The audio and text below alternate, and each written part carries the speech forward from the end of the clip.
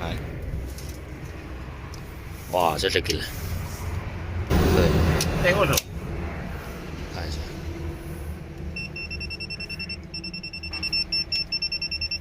，56，好手的，车溜车就是给。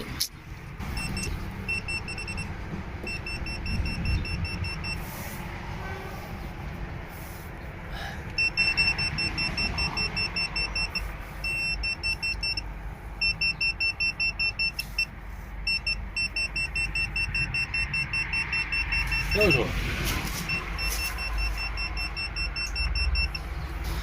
这一线怎么会烧成这样呢？电流也不大，对吧？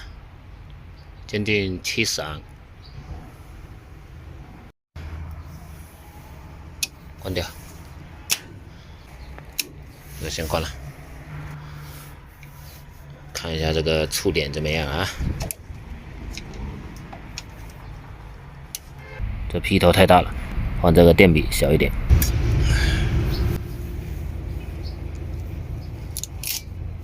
我去，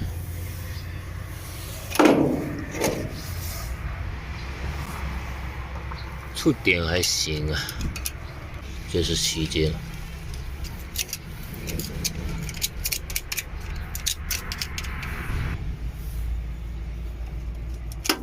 我操，这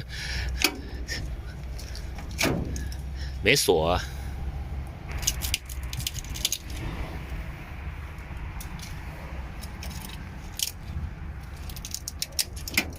哦，哎，哦，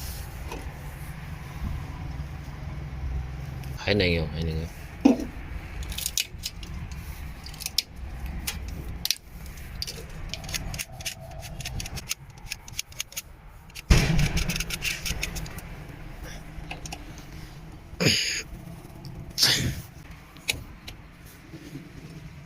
哎，你看，之前用一指还是拧不紧。